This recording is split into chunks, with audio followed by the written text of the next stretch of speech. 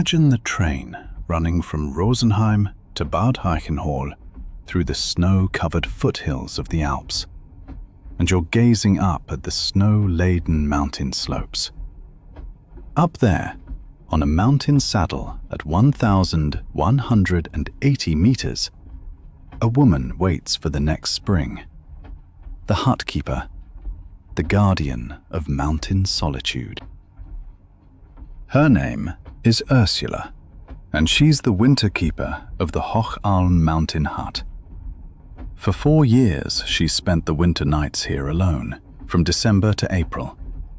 Alone, you understand, without electricity, without running water, without other people except for those rare, passionate hikers who lose their way here in the depths of winter.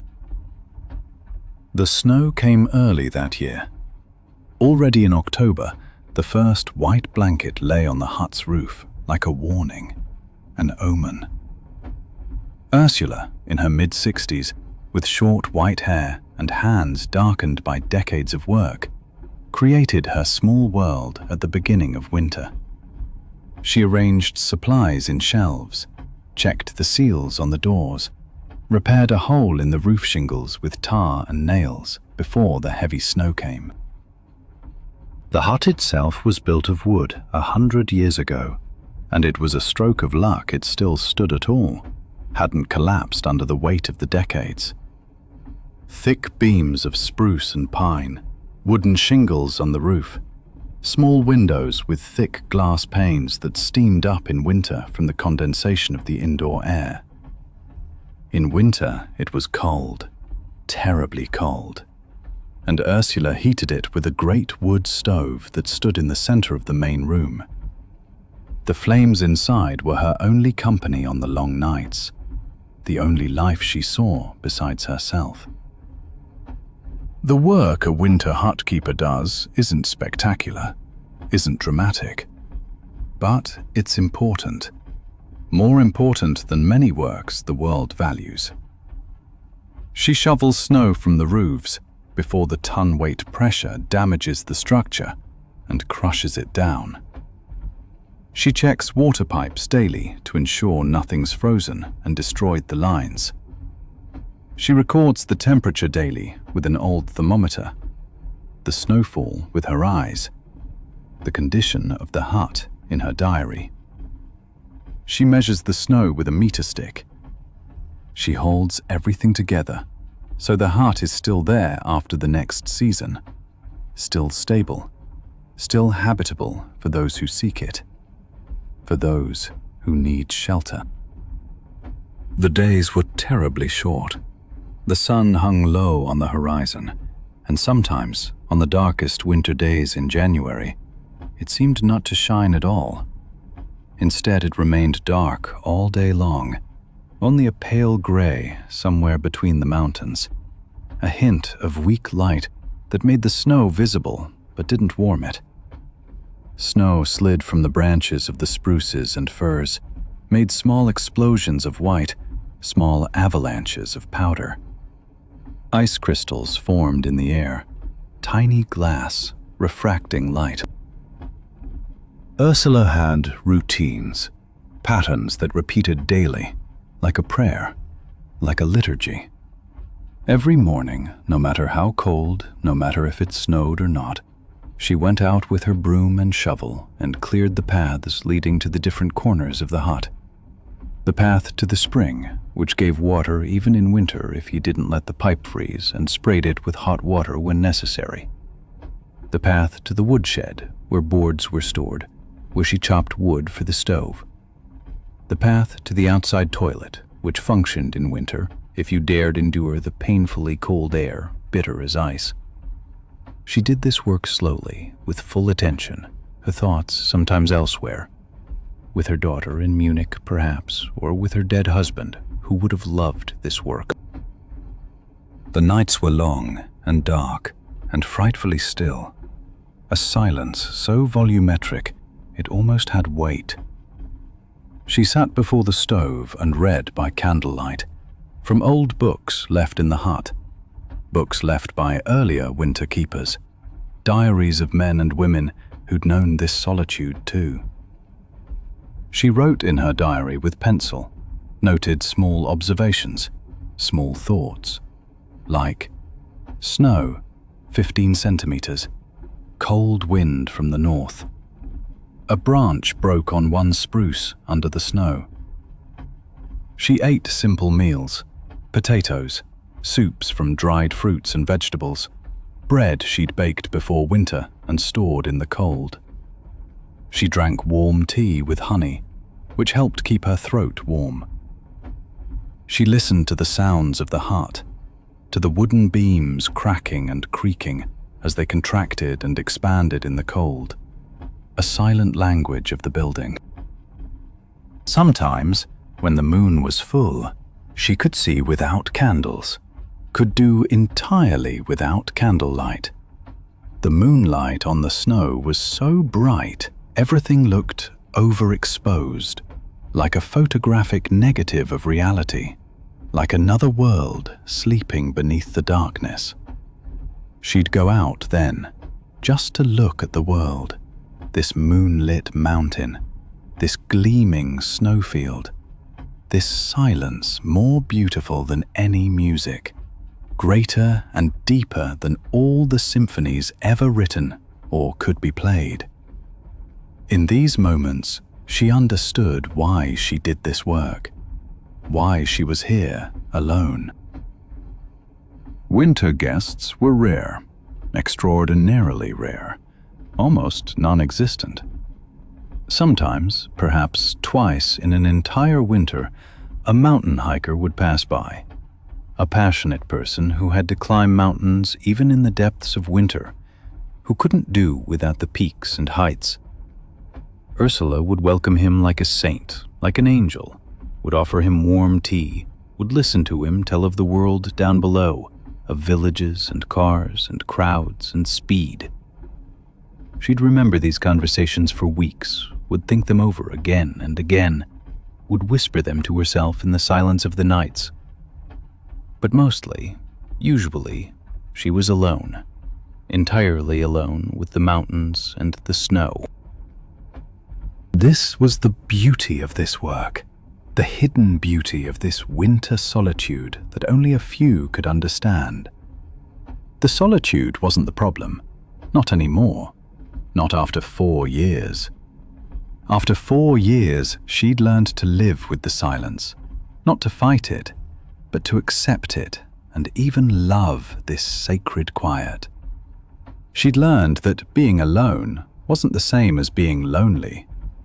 You could be alone and full of compassion, full of love, full of meaning. She was important to the hut, to its maintenance, to its safety, to its future. She protected this old structure from collapse under the weight of snow, from decay in the cold, from deterioration that destroys everything, from rot that waits everywhere. At the end of winter, when the snow began to melt and the first delicate crocuses emerged from the earth, purple and tender and brave, Ursula would leave. She'd abandon the hut, would walk down the mountain on foot, through snow and meltwater, through the awakening forests, into a warm village where there were other people and warmth and light and the humming life of civilization. But all the time, from December to April, from cold to rebirth, she would have kept watch over this hut, would have been guardian over this small island of humanity in a great wilderness of snow and stone, of silence and mountain. And now, as the train passes through the foothills and the huts are visible up there, small between the peaks, imagine Ursula in her room this night, sitting before her stove, listening to the wood crack, listening to the silence that's greater than all words. She is the heart of the hut, the pulse that keeps this old structure warm, alive, whole. She's alone, but not lonely, for she has work, she has purpose, She has meaning. She has a reason to rise tomorrow. Sleep now, knowing there are people who guard places, who remain alone in winter. People who are hut keepers, mountain guardians. And that these people make the world better. That their quiet work counts. The train rolled gently on, and outside, the world was now completely dark. Only a few lights in the distance, single windows where other people too were coming to rest.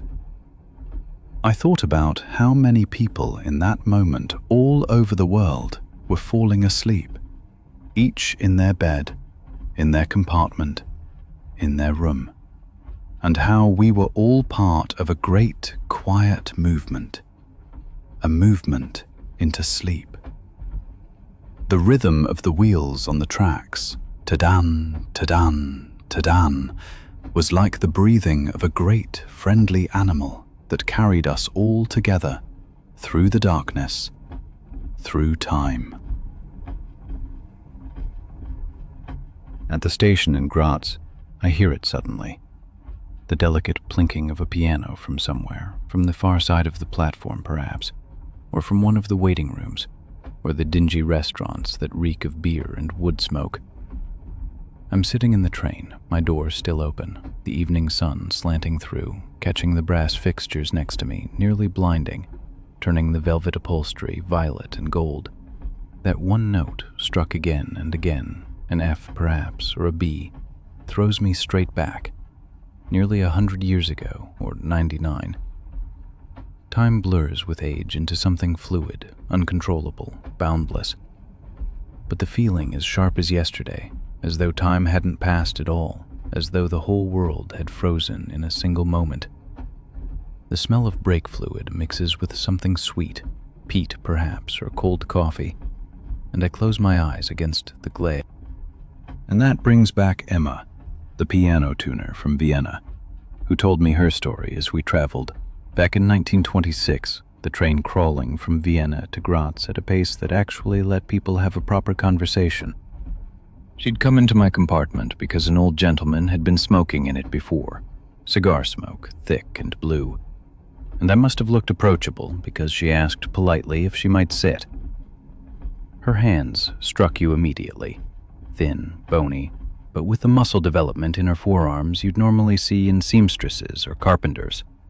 She carried a worn leather travel bag, creased at the corners, and she told me later it held her specialized tuning hammers, her steel springs, her ebony rods. She was headed to an estate somewhere between Graz and Maribor to attend to a Steinway the master of the house had left untouched since his wife passed. The sound of mourning, she called it. She had pale eyes and spoke German like someone who'd lived in many houses but never quite arrived in any of them. As we rolled along, the wheels drumming in that steady, almost soothing rhythm, slowing when we climbed through the mountain passes, she told me about her work. She didn't just tune pianos. She listened to them, the way a good doctor listens to his patient.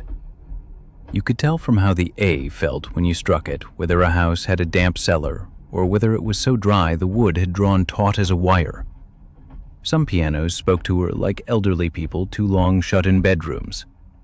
Others sounded impatient, like children, loud, demanding, without patience. The whole art, she said, gesturing with those long fingers, lay in one thing. You couldn't trust the piano. You had to mistrust it, always questioning whether it told you the truth. Even a fine Steinway could drift a whole quarter tone out of tune over 6 months if it lived in a poorly insulated house, if the wind came from the north, if people heated badly with too many bodies in the rooms. She herself could read a room's temperature with her eyes shut, just from how a middle C felt beneath her finger. She was like a fortune teller, but with hammers and physics instead of cards. She read family histories in the way their pianos had drifted out of tune. Sometime in the afternoon, as the train had slowed further and we passed through wild forests and blue lakes, I asked her why she did this work. Surely, I thought, she might have done other things, might have emigrated to America or never left Vienna. She laughed quietly, almost tenderly, and gazed out the window at the passing landscape for a long time. Then she said that most people saw a piano as nothing but a large, mahogany-colored piece of furniture, a decoration, proof of social status. But she saw something else. She saw a soul. Every piano had a story, a real story, not the story its owner told itself.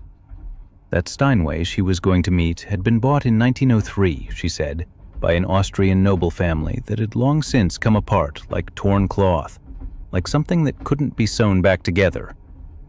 The piano was older than all the children who'd learned on it, older than their marriages, older than the revolution, older than the hope for better times.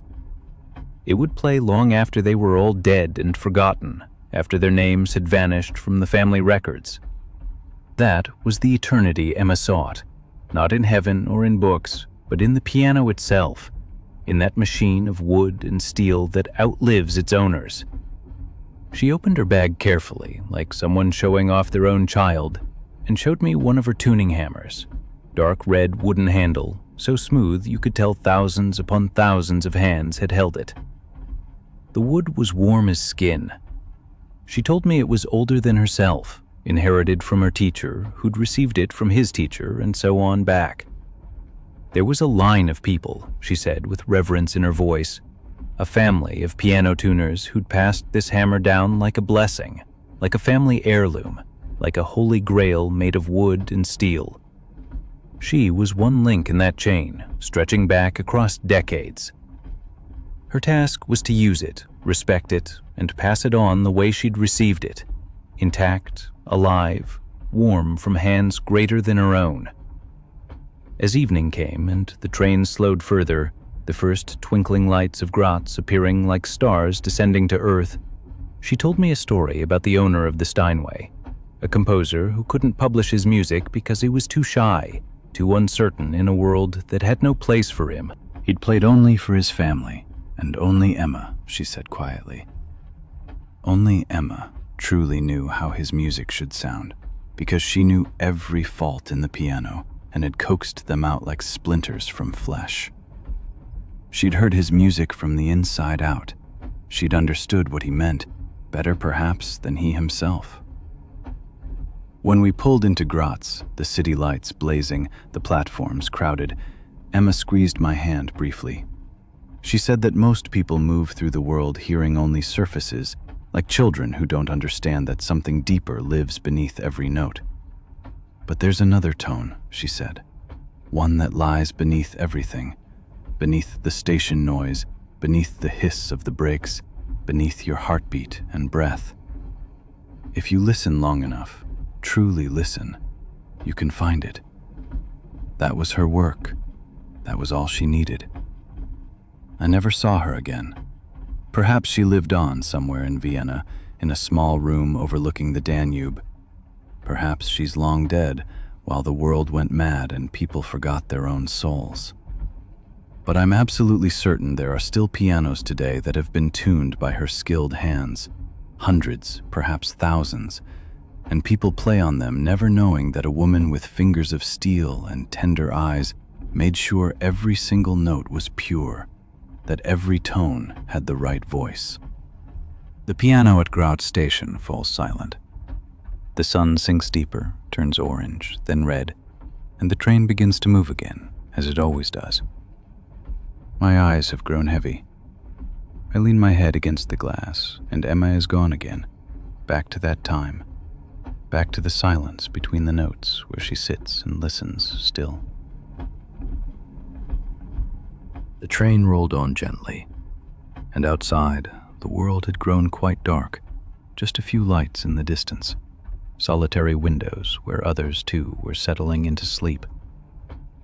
I thought about all the people in the world at that moment, each in their bed, their compartment, their room, and how we were all part of one great, quiet movement, a movement towards sleep. The rhythm of wheels on the rails, clack, clack, clack, clack, clack, clack, was like the breathing of some large, friendly creature carrying us all together through the dark, through time itself. Imagine the train running from Offenburg to Triberg through the Black Forest, and you're gazing out into the depths of those dark woods. Snow lies everywhere, and between the trees you can barely make out movement. But there's a woman who could show you what I see when I really look. Her name is Isabel, and she reads tracks the way other people read books. Isabel is 43 and has been a wildlife tracker in the Black Forest for 20 years. It's not an official title, and there's no diploma for this work. But it's what she does. It's what matters, what her life is about. She walks in the snow and follows the trails of animals, the paths they take, the patterns of their movements, the stories they write. The gait of a marten is different from that of a squirrel. A deer walks differently than a fox. A lynx walks entirely differently than either. The snow is like paper, and the animals write their stories there, their fear and hope, their hunting and fleeing, their daily labor, the work of surviving. The morning was early. The snow glittered as Isabel entered the forest, a thick notebook in her pocket, several pencils, a small camera with a macro lens. She wore snowshoes of wood and leather, old hand-knitted socks beneath them, several pairs layered together, and over everything a thick wool shirt her grandfather had worn in the 1950s. The Black Forest in winter was hostile, but also magnificent, honest too. The spruces and firs were so tall you could barely see the sky, only the barest hint of light in narrow gaps. The snow between the trunks was so white it hurt to look at it. She found the first track quickly, only 100 meters from the car. A track in the snow, small, perfect, clear as a signature. Roe deer tracks, plural. So at least 2 animals had been here, in the night or early morning. She knelt and examined the track more closely. The impression was about 3 centimeters long, the characteristic split of the hooves visible, each print so precise it looked as though an artist had drawn it. She let her pencil glide across the paper and sketched the track, noted the time, the temperature, the snow texture. A deer in the morning cold, not yet warmed up. Isabel followed the track. That was the essence of her work, to follow, not to hunt, but to understand. Where were the deer going? Which path was familiar to them? Which plants were they seeking beneath the snow? After 100 meters, or perhaps 200, she didn't count her steps as she moved slowly forward. She saw that the deer had become alert. The tracks grew deeper, the strides farther apart. The pace had changed from a calm, searching gait to something faster, more frantic.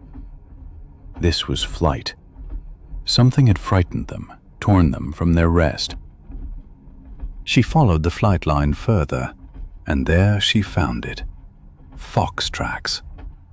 The predator's spoor crossed the deer's trail, and Isabel could see that the fox had cornered one of the 2 animals, at least to this point. The fox prints were more precise than the deer's, the toes almost in a line, like a coursing hound. But then the fox's track changed. He gave up. The deer were too quick, too nimble. The fox was a clever hunter, but sometimes even he lost. Isabel sat down in the snow and drew. The flight tracks of the deer, the concentrated tracks of the fox, the way everything revealed itself in the snow like a secret. She wrote small notes with her pencil. Fox, about 5 to 6 kilos. Hungry? Predator endurance. Deer escape at approximately 6:45 a.m. Fox follows the outer deer, not the inner one. Failed hunt. The sun still hung low, and the snow was hard and cold, perfect for reading tracks. She stood and followed other trails. A squirrel had climbed up into a tree. The tracks showed the characteristic bounding pattern, the hind feet ahead of the forefeet, which is typical of squirrels, a pattern like a rhythmic poem.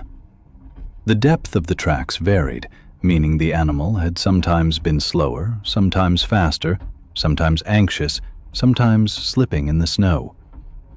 A bird had landed and flown off again, leaving only the delicate claw impressions and the smudge where the wingtips had brushed the snow as the creature took off.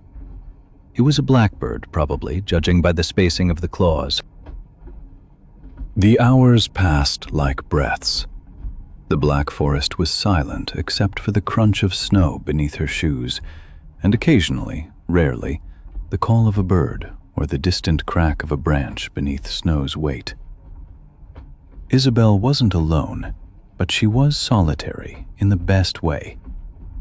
Around her lived hundreds of animals, deer and foxes, martens and squirrels, countless birds. And yet she'd not see them, wouldn't see them.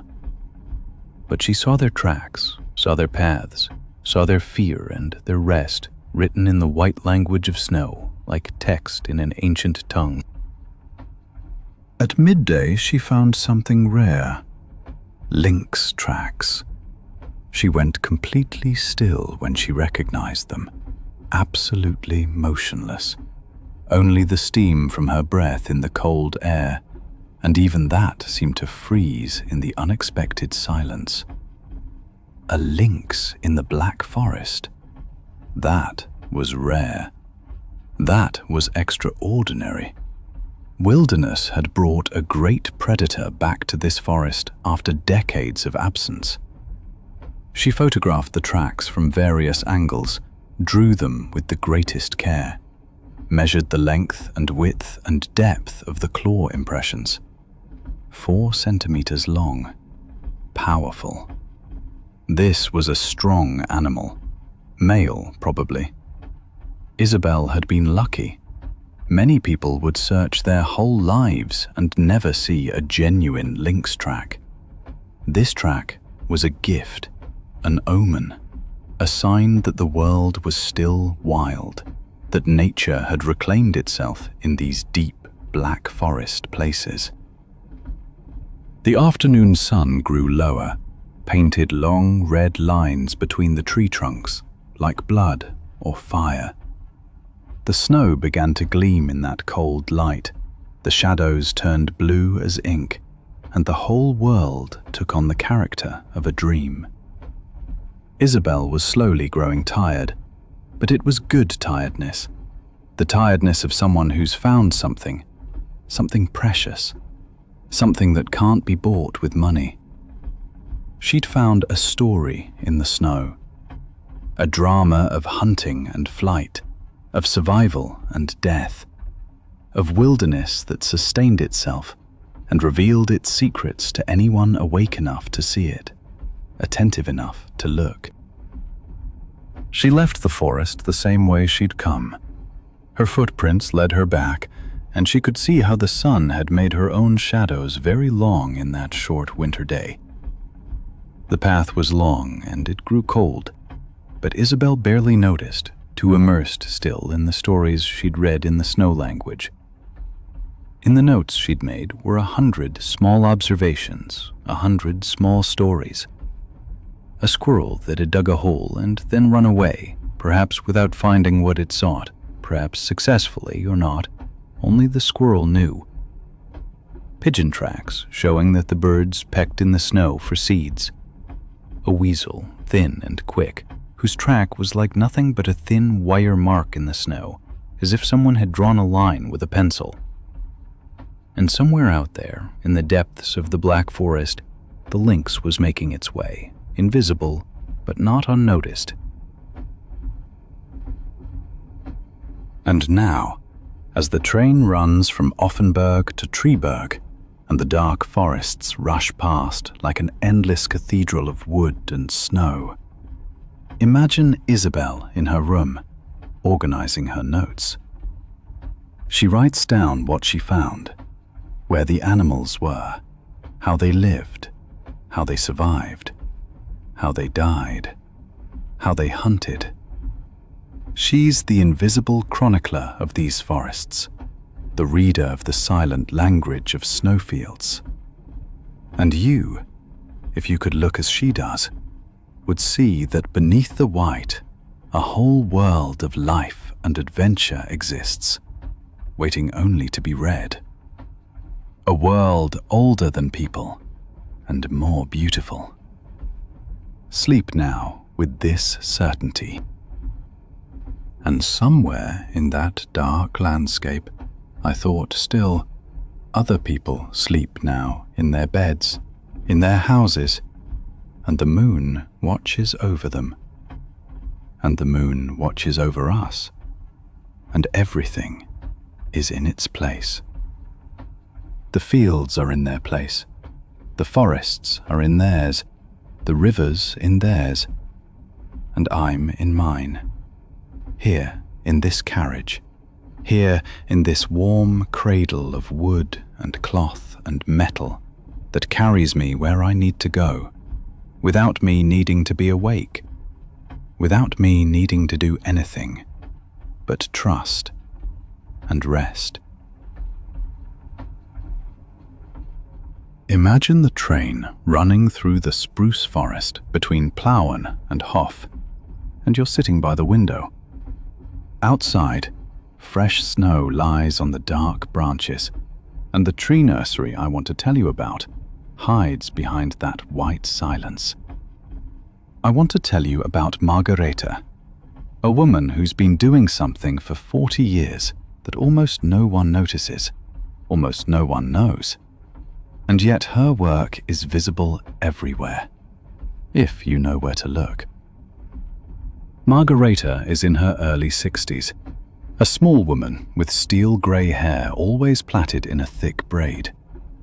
She gathers spruce cones, not simply gathers, you understand, but with the care of a gold prospector, with the eye of an archaeologist who knows that in every brown, closed cone sleep 100 tiny seeds from which one day mighty spruce trees will grow. Winter is her season, when nature slows her clock and the whole world is dipped in white. The morning I'm thinking of was bitterly cold. It was early December and snow was everywhere, on the branches, on the ground, on the plants and the rocks jutting from the earth. The steam from Margareta's breath hung before her face in fine ice crystals, like the smoke from an old incense figurine, and she could smell the scent of cold air, that pure, sharp smell that only snow brings.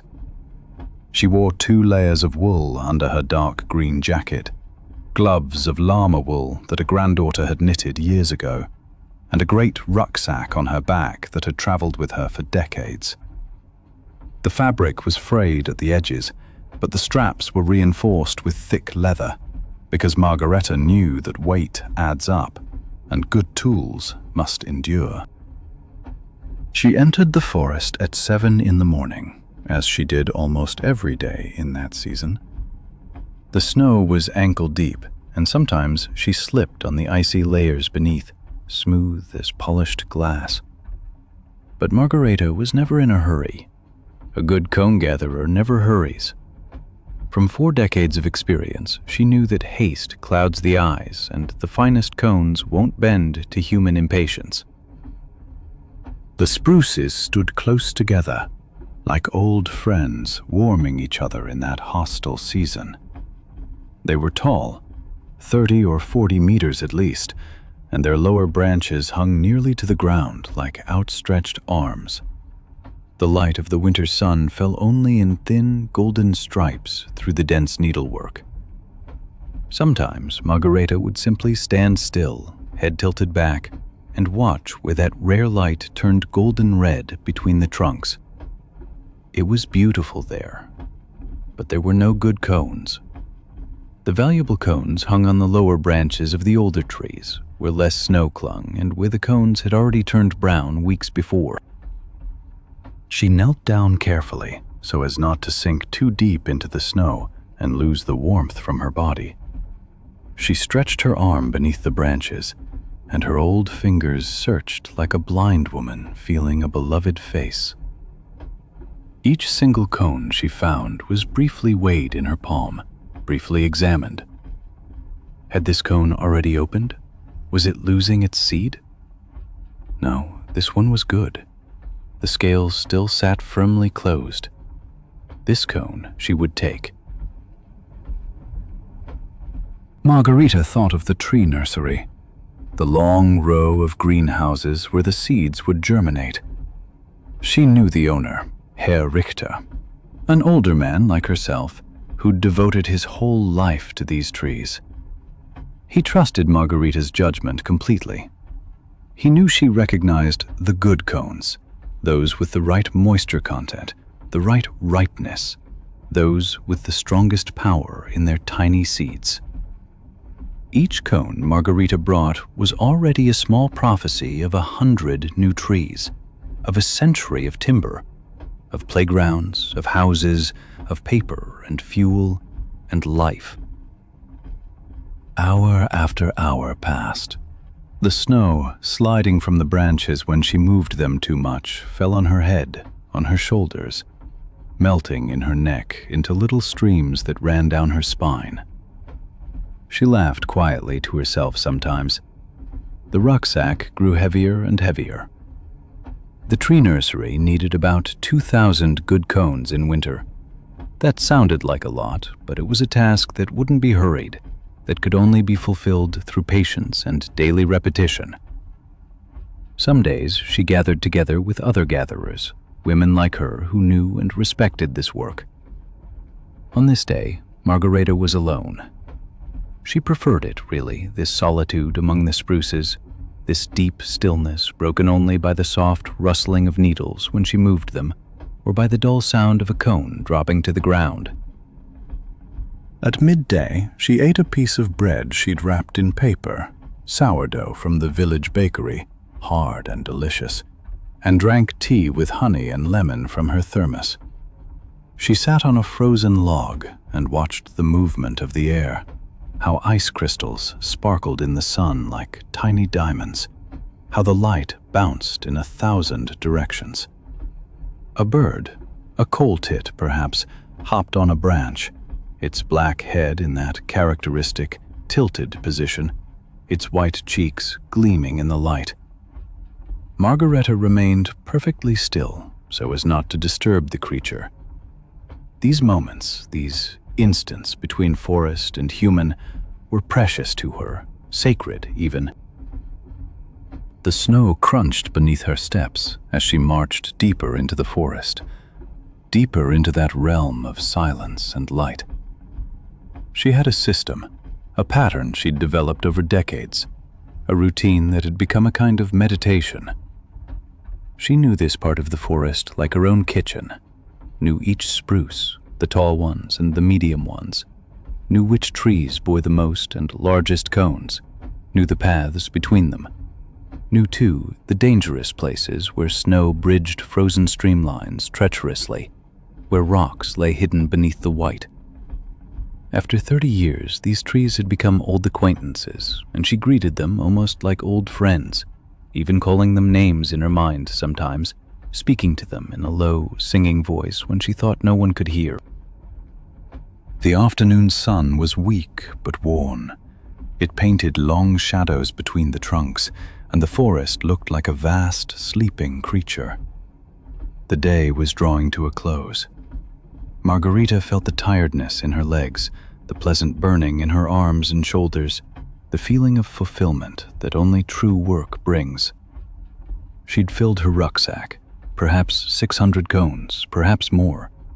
She didn't count. That wasn't her way.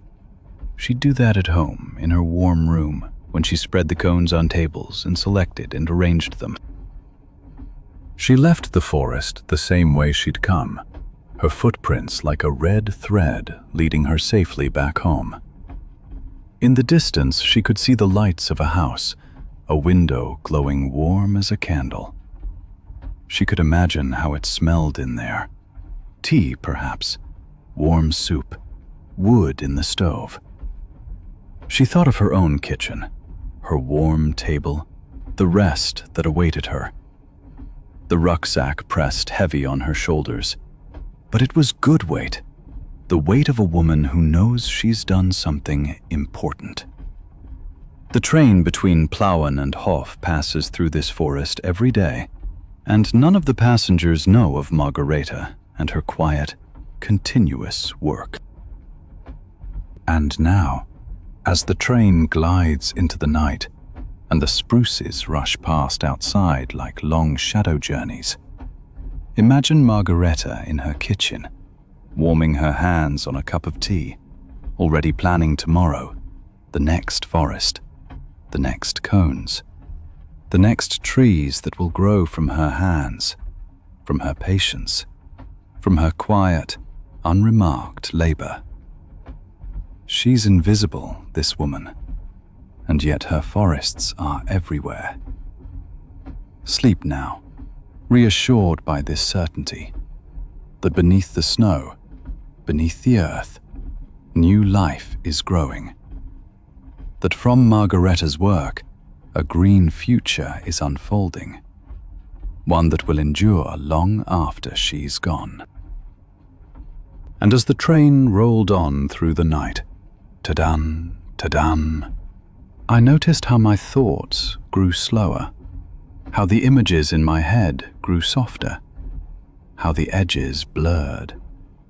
The voices I'd heard became a gentle humming, a humming like distant bees, or like an old song you heard as a child and can't quite remember now. The warm air in the compartment wrapped around me like a blanket, and I felt how my shoulders slowly, very slowly, sank downward. How the tension of the day fell from me, piece by piece, like leaves dropping from a tree, without hurry, without sorrow. Sit yourself down, friend, and prepare yourself for a story of work and fire and color. Let me tell you about Erzsébet, who lives in Szeged in Hungary and dries paprikas under her roof eaves year after year. The train runs from Szeged to Pécs, moving slowly through the Hungarian landscape, flat and sprawling, vast beneath a vast golden sun that illuminates everything. Erzsébet sits by the window and watches the paprika fields, so intensely red they seem to turn the whole world red. Red so complete, your eyes can remember nothing else. Your heart itself beginning to blush red from all that color. She knows these fields. She's worked in them her whole life, since she was a young girl. Her mother worked in them, her grandmother too, and her grandmother's mother before that. It's an old craft in her family, older than she herself is, older than wars, older than language, older than time. Autumn is the season when the peppers ripen, when they take on the right color, when they're full of strength and flavor, when they're red as fire. In September and October, when the air is still warm, still gentle, but not the burning heat of summer anymore, that's when the great harvest begins. The harvest Erzsébet waits for all year long. Erzsébet stands in her fields with her sisters and her daughters, with her cousins, with her neighbors, and they all pick the paprikas, all red and large and beautiful and full of power. The peppers lie in great baskets, in heavy sacks, scattered everywhere on the ground, mountains of red gold. Back at home, beneath the eaves of her old house, a house older than Erzsébet herself, hang the garlands. This is the art, this is the craft that Elizabeth loves so dearly, the craft that is her life. She takes the paprikas, takes a long metal needle, takes strong thread, strong as rope, and she begins threading them, one after another, paprika after paprika, fruit after fruit, into long, long garlands that look like red lights, that look like Christmas decoration, that look like celebration. She threads them with great speed. Her hands know the motion, know the rhythm, know the force required, since she was a young girl, since her mother taught her all those years ago, in another time. Her fingers are quick, precise, like dancers performing an old dance. The needle goes through. The paprika slides onto the thread. Another paprika comes. The needle goes in again, faster, faster. Entire garland lengths in a single day, sometimes more. The garlands are then hung beneath the eaves, secured with rope, hung there in the sun and wind, drying slowly, becoming ever darker red as time passes, the color growing more intense, the scent growing richer. The smell from these garlands is indescribable, spicy and intense and magnificent, like the very essence of Hungary itself, like paprika concentrated, like summer captured and held. The whole neighborhood smells of it, every house in the vicinity, every street, every garden. When the windows are open, when the air is warm, when autumn begins, this scent is everywhere. These paprikas will later become paprika powder, the famous Hungarian paprika known and deeply respected throughout the world, a powder that has made kings and generations famous. People everywhere, from Budapest to Paris, from Prague to Istanbul, from American cities to ports in Africa, they know Hungarian paprika. They know the red gold of Hungary, the sharp powder, the sweet powder, the paprika that tells stories. Cooks know the finest paprika comes from Szeged, comes from women like Elizabeth, comes from hands that labor, comes from love. But before all that happens, before it becomes powder, it must dry. It must be given time, the long time, the patience. It must take weeks, sometimes 6 weeks, sometimes 3 months, sometimes longer, depending on the weather, how dry and warm, how favorable the sun. Elizabeth waits patiently, waits the way trees wait for spring, waits the way mountains wait. She checks the paprikas sometimes, touches them gently with her old fingers, sees whether they are dry yet, whether the inner moisture is gone, whether the transformation is complete. She knows exactly when they're ready, knows it in her bones, knows it the way a mother knows her child has slept enough that it can wake up. Autumn slowly becomes winter. The days grow shorter and shorter. The sun sets earlier. The nights grow longer and colder and darker, black as ink. The garlands still hang beneath the eaves, hanging like medals, like trophies, still drying, still scenting the air, still working, their color growing ever darker, ever more intense. The red paprikas have become dark red now, burgundy red, like old wine. Sometimes, when it rains, when cold raindrops fall, Elizabeth must take them down, must go out into the rain, must remove the garlands, must get them to safety if it gets too wet, if the moisture grows too great, if the streams start flowing.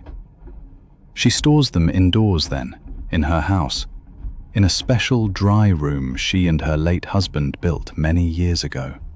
A room with good windows and good ventilation, until the weather improves, until the sun returns. The work isn't easy. The work is hard and lengthy, physically demanding. The hands grow sore from threading, from pressing the needle through the hard, dense paprika flesh, day after day, paprika after paprika, garland length after garland length. The eyes grow tired from focusing, from seeing red, always red, red everywhere. Red in the morning, red at noon, red in the evening, until your eyes ache, until your soul is red, until you dream in crimson. But there's beauty in it. There's deep satisfaction in it. There's real meaning in it. The garlands are beautiful to look at, wonderful to see, magnificent to behold, hanging like red lights beneath the houses, like celebration, like a festival, like a prayer, like a song you can't sing. Her daughters left the town, left the houses, found better, easier jobs in the offices and factories in Budapest, in large houses with air conditioning, with less pain. But Erzsébet, she can't. She won't. This is her life. This is what she is. This is who she is, down to the very core of her soul. She's a paprika dryer. She's a paprika threader. This is her identity. This is her soul. This is the only thing she truly knows, the only thing she understands. Sometimes, when her hands ache, when her back hurts, she thinks about stopping, thinks about going to her daughters. But then autumn comes and the paprikas turn red, and she knows she can't stop. She must thread. She must dry. She must work. The train slows now, grows weary, grows drowsy. Night comes like a soft blanket. Erzsébet sits in the compartment, tired in her bones but satisfied in her heart. Her hands smell of paprika, strong and spicy. Her face is red from the paprika, red patches everywhere, in the wrinkles, in the furrows that life has carved into her skin. But she smiles. She has worked well. The autumn was good. The harvest was rich. The paprikas were wonderfully red and large.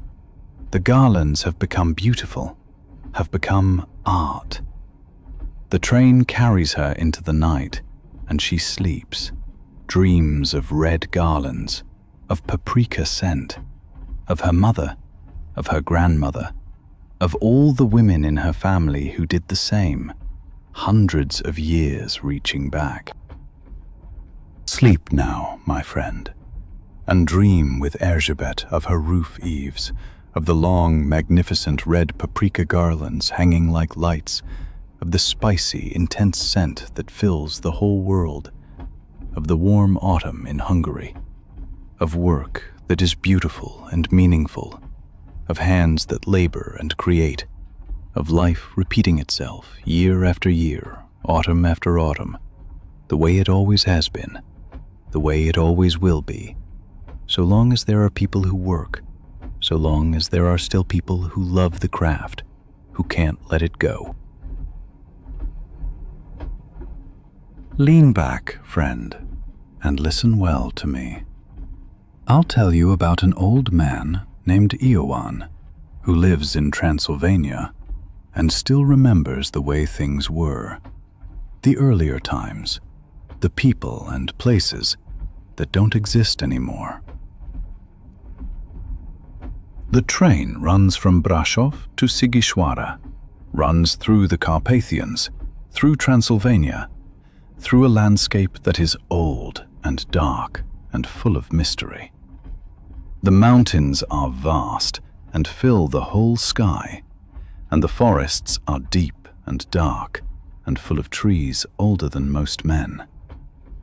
Yuan sits by the window and watches the forests, and the forests remind him of his life, of all the years he's spent here, of all the people he's known. He's a very old man now, over 80, his eyes weak and clouded, but his heart is still full of memories, full of stories and images he can't let go of. Stories no one wants to hear anymore, but that he can't forget. When he was young, long ago, before the war, before all the upheavals and catastrophes that split the world in two, he lived on his farm, a beautiful, quiet farm in the hills of Transylvania, under the Carpathians. And on this farm stood walnut trees, great, old, majestic walnut trees with massive trunks and broad crowns, trees older than his grandfather, older than any war, older than time itself. These trees were his life, they were his wealth, they were everything he had, all that he owned.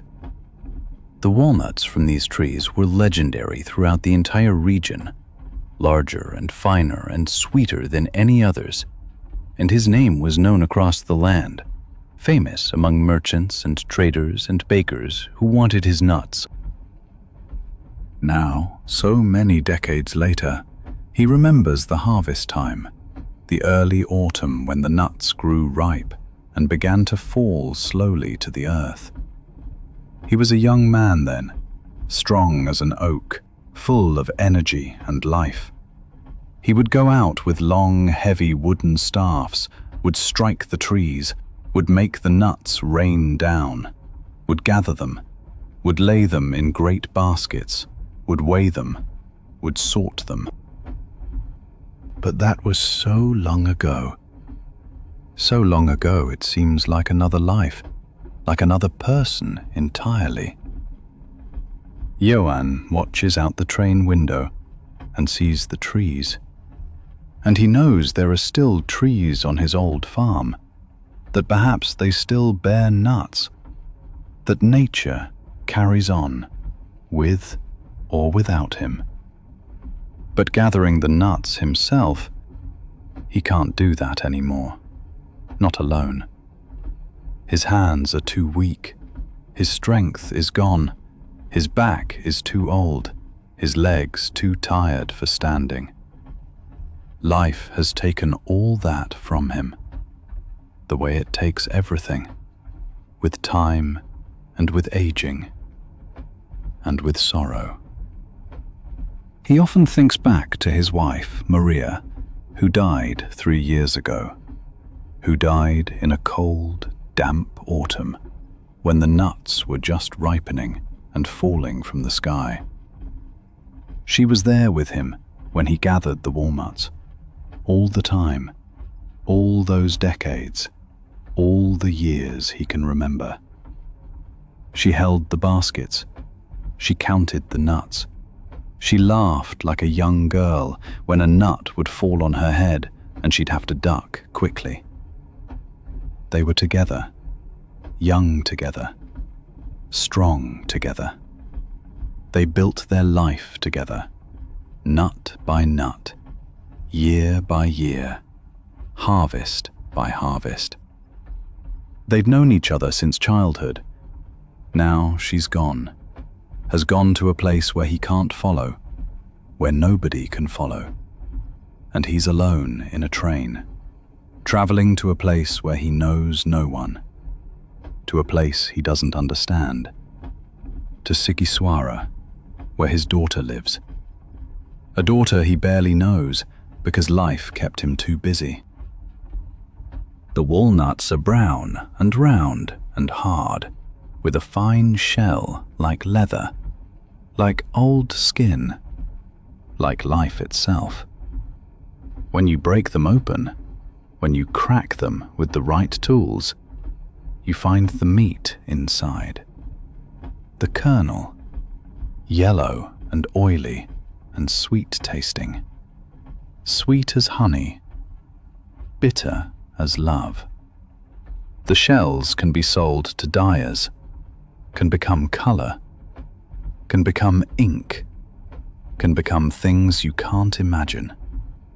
The scent when the shells crack, that scent is magnificent. It's autumn itself. It's time.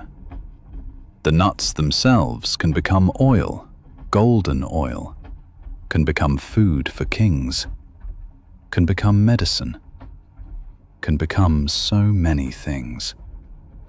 Johann knew all of that, knew it precisely, knew it in the deepest part of his heart, knew exactly how to process the nuts, how to store them through the long winters, how to sell them at the markets in the towns. He knew every trader, every merchant, every baker and pastry chef who wanted his precious nuts. But he forgets now. The memories aren't as clear as they used to be. They've become blurred. They're like dreams. Sometimes he doesn't remember whether the walnut trees still exist, or whether they only exist in his head, only in his memories, only in his nighttime dreams. Sometimes he can't remember whether his wife still lives, or whether she's been dead a long time, whether it's been days or years. Time is all jumbled. It's like a book with pages in the wrong order. Autumn in the train is different from autumn on the farm. It doesn't smell of walnut leaves, not of that magnificent scent of dried leaves. Doesn't smell of damp earth and harvest and work. It smells of dust and of many people and of smoke. It smells of the future, not the past, not of what Johann knows and loves. Johann wants to go back to the trees, to the hills, wants to go back to his wife. But he can't. Time only goes forward, never backward. That's the cruelest truth there is. Another old man sits beside him in the compartment, sits quietly, and gazes out the window too. This man politely asks where he's headed. Johann says, Sigishwara, to somewhere or other. It doesn't really matter. The journey itself is what's important. The man asks him what he does, what he's done in his life. Johann tells him he was a walnut gatherer, but that was long ago, in another life, in another time. The man nods in understanding and says nothing more. It's a pleasant silence, a silence of understanding, a silence between two old men that Johann can comprehend, because this man is old too. This man carries heavy memories with him. This man knows that time always moves on, no matter how hard you try to hold it back. The mountains grow larger, grow more vast. The forests grow darker and darker. Johann closes his eyes and sees the walnut trees before him, sees them clearly, sees every leaf, every branch. He sees the young woman laughing, sees the sun in her hair. He sees the nuts falling from the sky like rain. Everything is golden in the sunlight. Everything is beautiful and vast and real. Everything is gone. The train slows, grows tired almost, grows drowsy. Night comes like a soft blanket. Johann sits and dreams, and his dreams are more real than the reality outside, more alive, more true. In his dreams, he's young, he's strong. In his dreams, his wife is alive and laughing. In his dreams, the trees are tall and full of nuts, full of abundance. In his dreams, life isn't over yet. Isn't over. Will never be over. Sleep now, my friend, and dream with Johann of the walnut trees in Transylvania, of the golden autumn leaves, of the nuts falling from the sky like rain, of the young woman laughing, of the time that isn't gone. The train carries you into the past, into Johann's past, into your own past, into the past of all people who grow old and remember and know it's finished, yet cannot let go. Come here and sit beside me, friend. Let me tell you about Sophia, who lives in a small village in Masuria and sorts down feathers in a workshop that smells like a museum, like the past itself. The train runs from Olsztyn to Elk, through Polish landscapes that are flat and melancholic, mysterious and old. Landscapes that look as though they've stepped out of another century. The lakes gleam like enormous mirrors in the autumn sun, and the forests are deep and dark and full of mystery, full of life you can't quite see. Sophia knows this region like her own soul. She's lived here her whole life, over 70 years, and she'll die here too. She knows the lakes like the lines on her face, knows every bay, every name, every fish that swims in them, every story the old people have told. She knows the forests, dark and mysterious, thick and endless, where mushrooms grow and wild boar roam. And when autumn comes, when the air turns sharp and cool, when the geese fly south in their great formations on their way to winter, that's when the season begins. The season Sophia has waited for and prepared for all year long. The geese fly over the village in great V formations, calling out, their cries carrying far across the land, waking you in the night, reminding you of nature herself. They head south to overwinter, to survive, and somewhere in the world they're slaughtered, their feathers taken.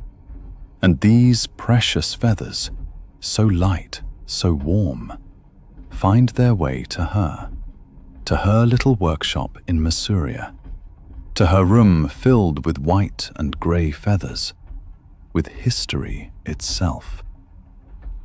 Sophia is well over 70 now.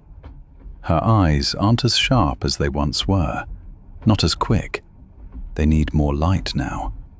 But her hands are still perfect, still wonderful. They can sort feathers by touch alone, can feel which is the soft down, which are the longer flight feathers, which are the stiff contour feathers.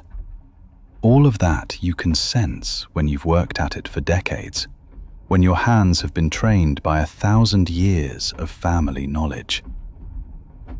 The workshop is a large room with tall windows that let in light so golden it seems almost magical. Everywhere you look, there are feathers, mountains of them, hills of them, at different stages of processing, different levels of cleanliness, different sorts entirely.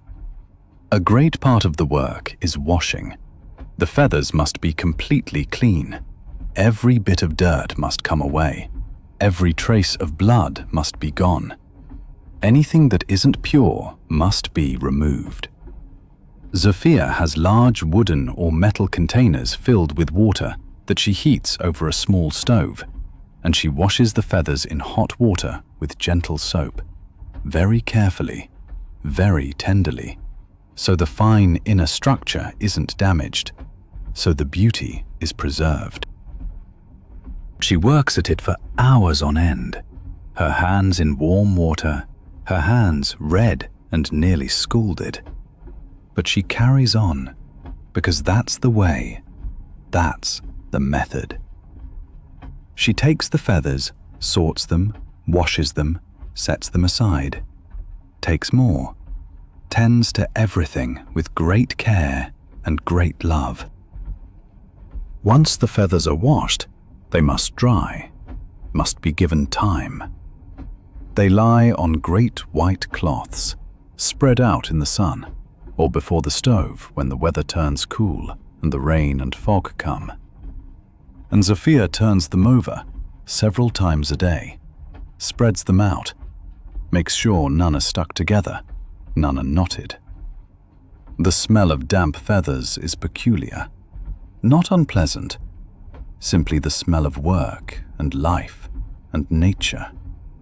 The smell of 1,000 geese, somewhere flying now. Then comes the sorting, the most important work, the work that matters. The down, the finest, lightest, softest feathers. These must be separated from the longer feathers, the flight feathers, the stiff contour feathers, from all the jumble. Zofia sits at a great table with excellent light from the tall windows and takes each feather singly between her fingers. She feels it, senses it, knows what sort it is, what kind, what grade. Then she sets it carefully on one of the many piles growing before her, and after hours and hours and hours of concentrated work, order emerges from the chaotic, undifferentiated mass. Beautiful, sorted piles, magnificent order.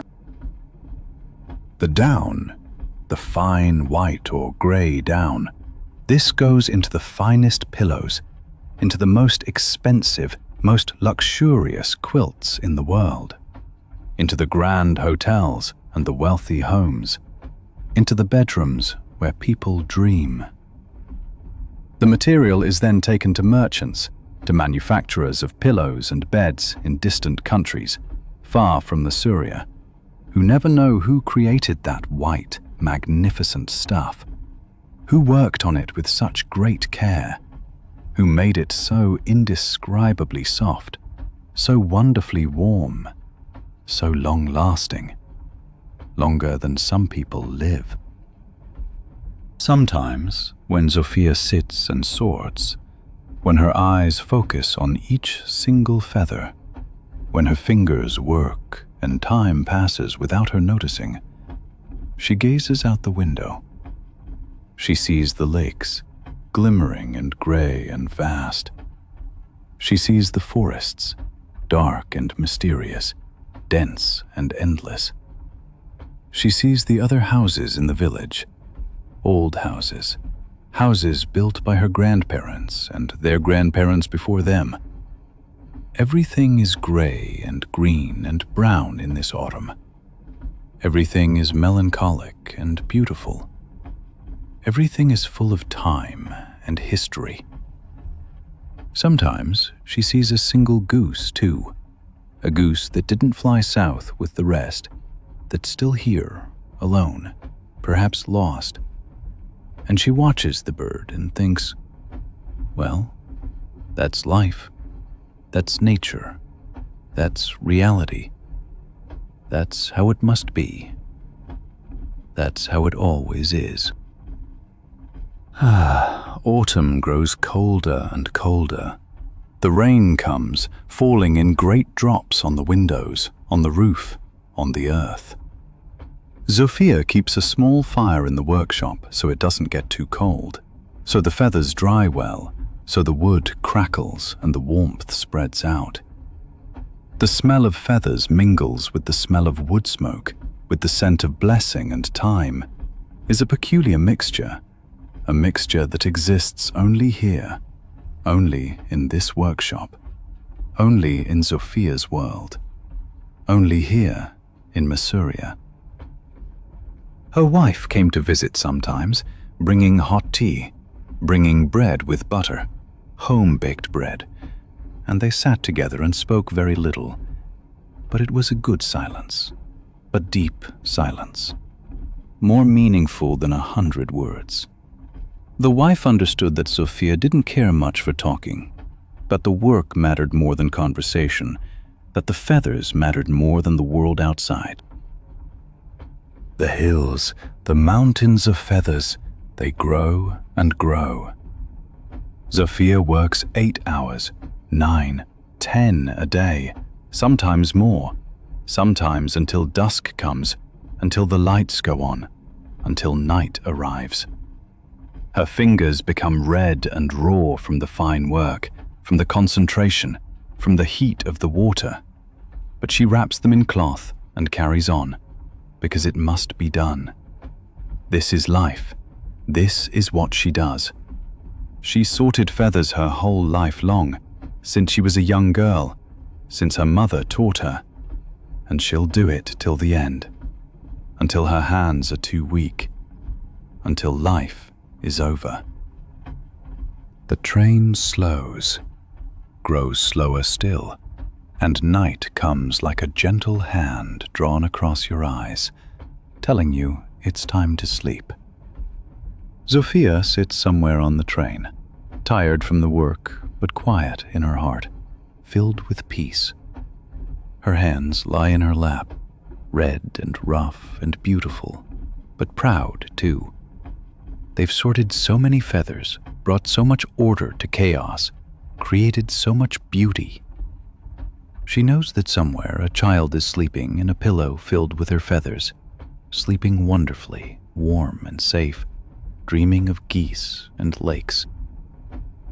Sleep now, my friend, and dream of Sophia's workshop, of the mountains of white and grey feathers, of the lakes in Missouri, of the call of the geese in the sky as they head south. The train carries you gently into the night, and Sophia sits beside you, caring for you the way she cares for the feathers, with patience and with love, and with 1,000 years of tradition. The train passed through a tunnel, and for a short moment there was only darkness outside, just the rumble, just the echo of the wheels against the tunnel walls. Ta-dam, ta-dam. And then we were out again, and the night took us back like a mother gathering her child into her arms after a brief adventure. I thought how beautiful that is. Tunnel and night, then tunnel again and night again, on and on, and on and on. And after a while, you stop knowing what's outside and what's in, because it all blurs together, becomes one. Because sleep is so close, now you can almost smell it. Settle yourself in and let your head rest back, my friend. Let me tell you about Miroslav, who lives in the Bohemian hills and makes the most remarkable slivovice every autumn from the plums that fall from the sky. The train pulls out of České Budějovice in the late afternoon, and you gaze out across the South Bohemian landscape, all red and gold in the dying sun. Everywhere you look, there are plum trees, old ones and young ones, trees that Miroslav knows like his own home, like his own children. Some belong to him, mind you, some to his neighbors and relatives, but when the fruit falls, when it's ripe and heavy with sweetness, well, ownership doesn't really matter, does it? They must be gathered, they must ferment, they must become slivovice, that Bohemian plum brandy that's known the world over, respected by those who understand such things. Miroslav is an old man now. His back isn't as straight as it once was, and his hands shake sometimes from the cold. But they're still strong, still powerful, still full of life. His eyes remain sharp and clear when it comes to the plums, to the distillery, to the craft itself. He can smell a single fruit and know whether it's ripe, whether it has just the right sugar content, whether it's ready for fermentation and distillation. He learned that from his father, who learned it from his father before him, and his before that, generations reaching back to when the craft was sacred, when the guild councils still held sway, when people took pride in their work. The plums lie everywhere on the ground. They rest beneath the trees, deep crimson and dark purple and blue, some still hard and green, some already too ripe, growing soft, beginning their slow decay. Miroslav moves about with great baskets, gathering them carefully, checking each one, setting aside the damaged ones. Sometimes he sits down when his back aches, when his legs grow tired, and he rests and watches the trees. Then he rises again and carries on. There's so much to do. There's always so much to do in autumn in South Bohemia. Back at home in his old distillery, in a room built of thick red brick that's absorbed 100 years of work and carries the smell of it, the real transformation begins. The plums are first washed in cold water.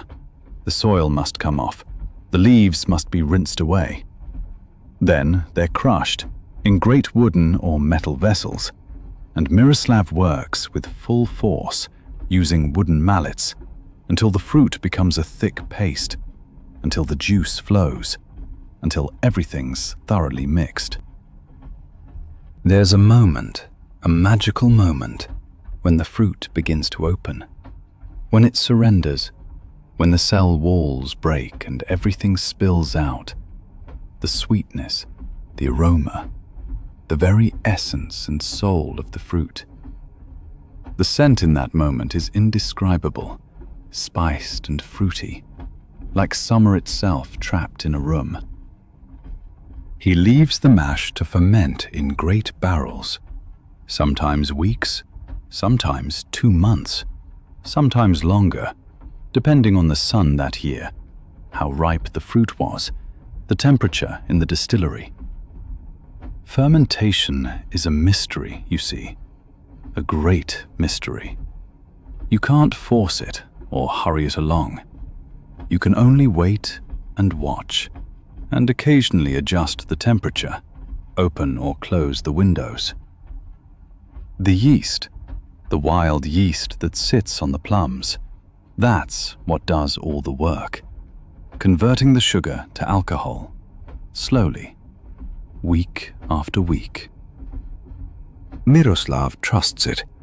He trusts the process, the old process, the one that stayed the same for 1,000 years, the one that can't really change because nature won't allow it.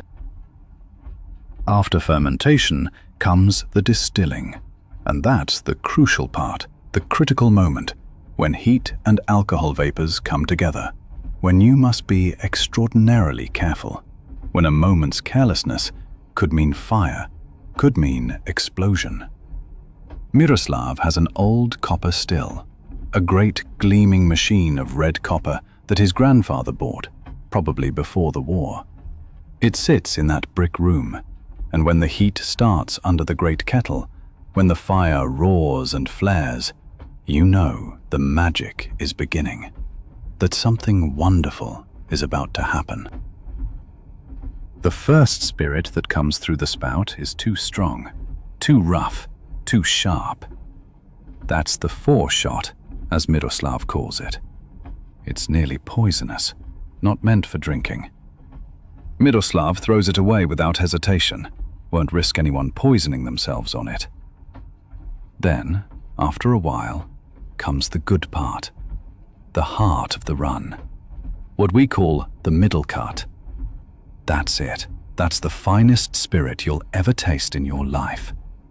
Clear as water, crystalline, but with an aroma that speaks of plums, that smells of spring and summer and autumn, that carries the scent of ancient barrels, the scent of history itself. By October, the leaves are gold and scarlet and orange, a fireworks display that the eye can't get enough of. Mist lies over the fields and hills each morning, like a blanket you can't see through. When Miroslav rises early, when it's still dark, when stars are still visible, he sees the damp earth, the grass blades glistening with dew, the plums not yet gathered, still lying in the mud, either not ripe enough or too ripe, it's hard to say. The sky slowly turns grey, then pink, then red, and then the sun comes up. His wife, she's old now too, tired from living. She sits in the kitchen with a cup of hot tea. She tells him he should stop, that he's old enough, that he should rest, that someone else, his sons perhaps, or his son-in-law, should do the work. But Miroslav, he can't. This is his life. This is what he is, all that he knows. The distillery smells like nothing you'll ever forget. It's the scent of fermenting fruit, of alcohol vapors, of fire and copper, of wood and 1,000 autumns. A smell that takes you back to his father, back to all the fathers who've done this work. The smell is everywhere, in his clothes, in his hair, on his skin, in his lungs. He couldn't wash it away even if he wanted to. And he doesn't want to. The slivovitz sits then in bottles.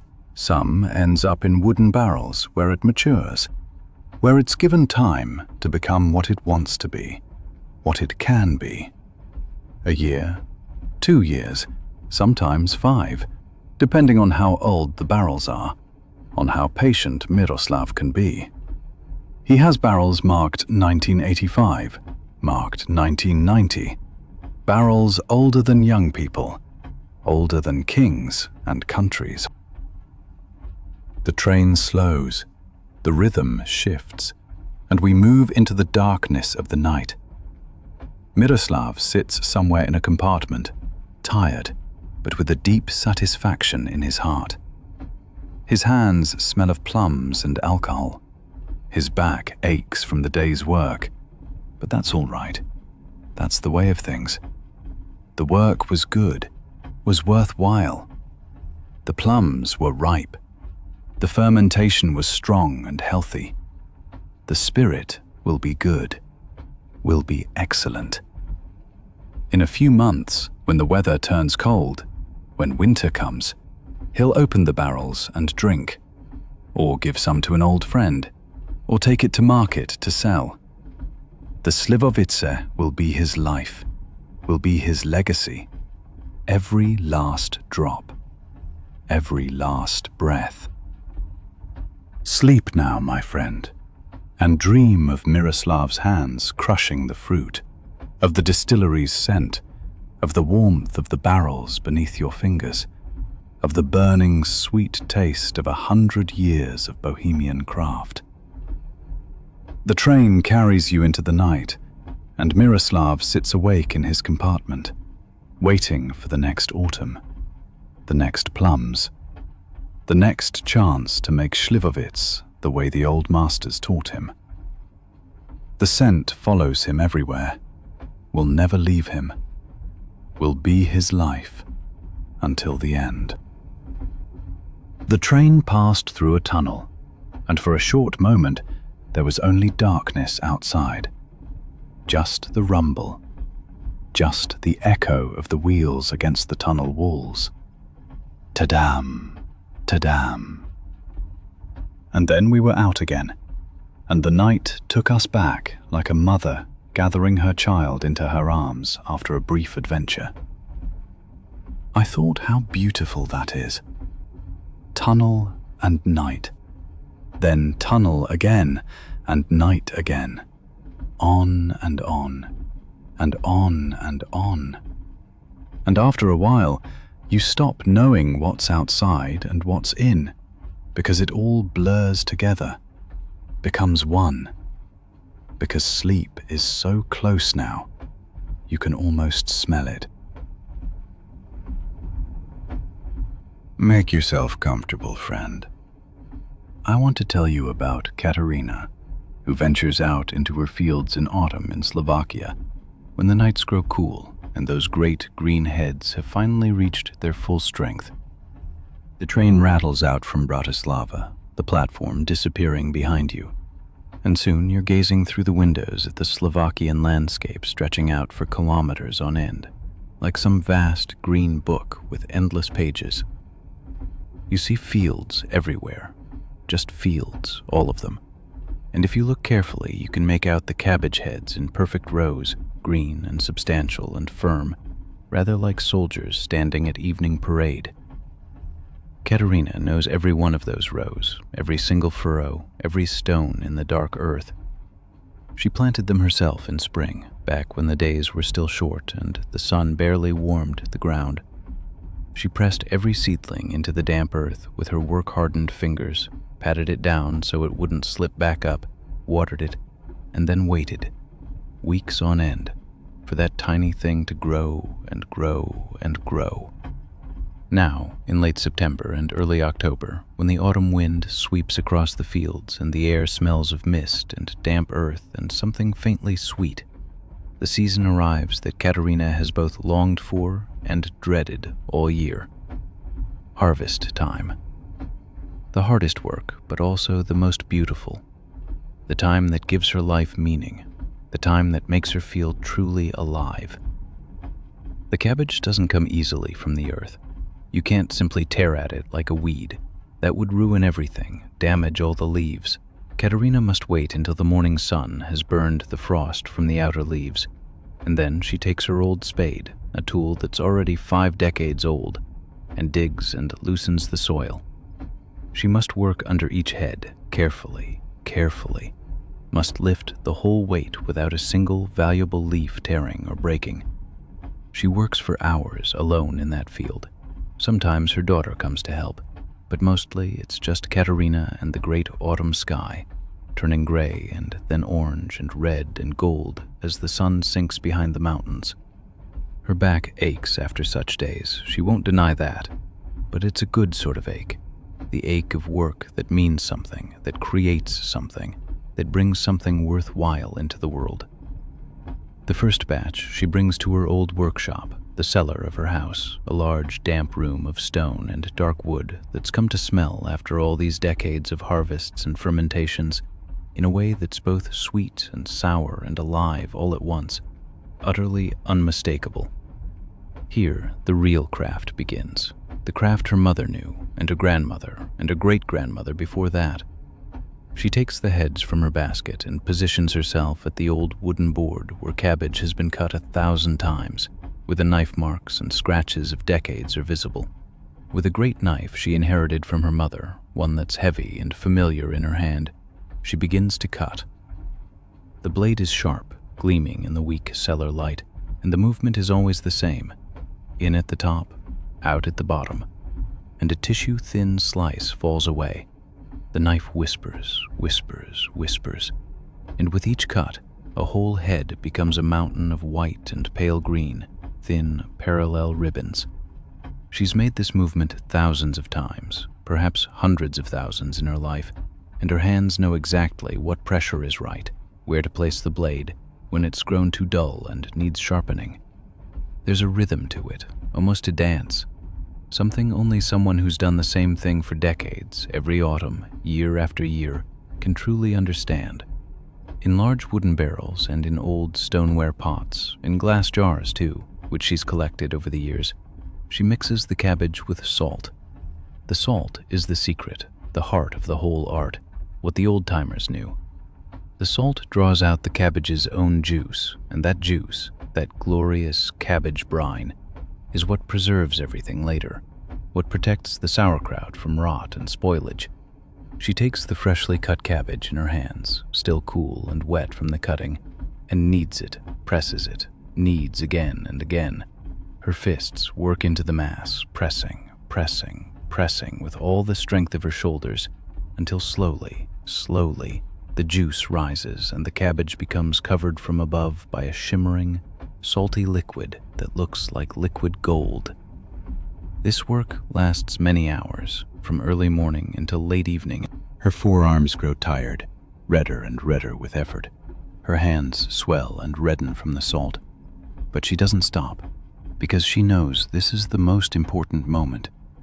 The moment when raw cabbage transforms into something new, something alive, something that will ferment, that will change itself as the weeks pass and the seasons turn.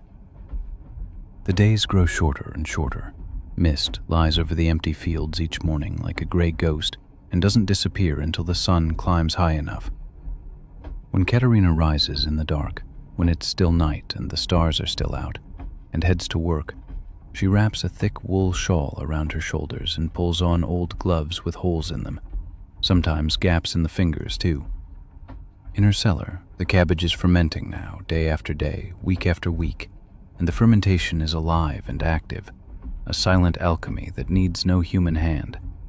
The smell that rises from the barrels is magnificently sour and alive and strong, a smell that won't be washed away, that clings to the walls and sinks into the wooden beams like a guest who means to stay.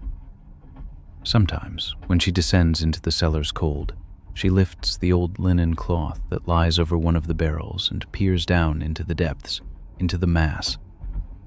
She sees the tiny bubbles rising, the signs of fermentation, the signs of life, and she nods, quietly satisfied. That's good. That'll be excellent, just as it should be. Exactly so. She makes the train journey to Kozice, to the eastern end of her route, every year once the harvest is done and the finished sauerkraut is finally ready to sell. She takes boxes full of it with her, sealed jars and small barrels, and when you open those boxes, you're met at once with that characteristic, unmistakable smell, a smell like life itself, like earth and salt and time. The finished sauerkraut is pale and golden and beautiful to look at, and it doesn't smell like the cheap factory-made stuff, but rather like life, like craftsmanship, like history, like autumn. She sells it at the market in Kozice, on the same square where her mother sold, where her grandmother sold, long before the war, long before all the crises and difficulties.